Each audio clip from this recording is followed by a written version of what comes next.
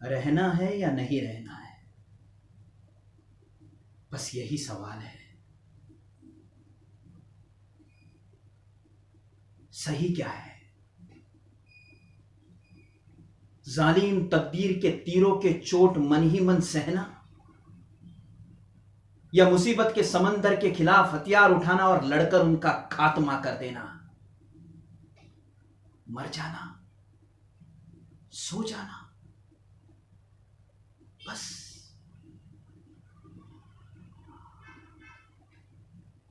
काश हम एक नींद लेके ये कह पाते थे कि सीने में अब कहीं दर्द नहीं। ना ही है वो हजार चोटें इस जिंदगी की जो इस हाड़ मांस के पुतले को विरासत में मिली है। ये कैसी अनचाही परिणति सी होती है, मर जाना, सो जाना, फिर संयोग से कोई सपना देखना। सपना,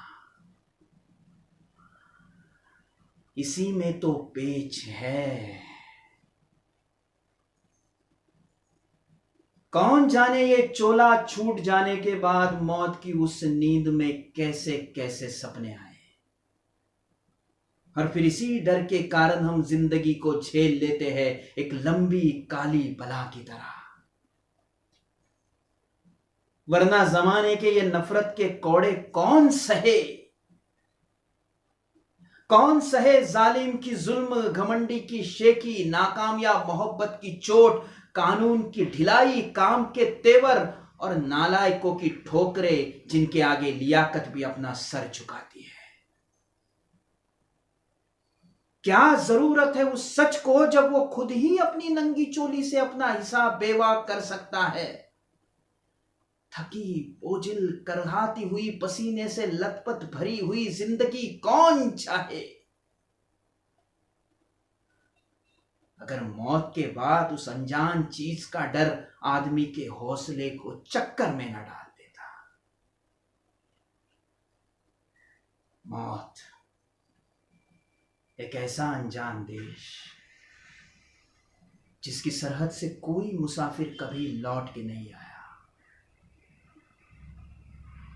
और इसी डर की वजह से उन परिस्थितियों से भागने की बजाय हम उनको झेल लेते हैं।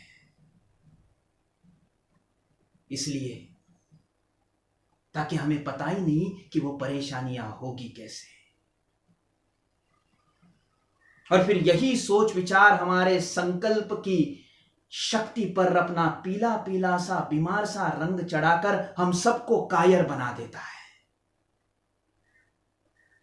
और फिर बड़े बड़े काम इसी चक्कर में इस रेगिस्तान में भटक कर कहीं खो जाते हैं, अपने कर्म की संज्ञा भूलकर। रहना है या नहीं रहना?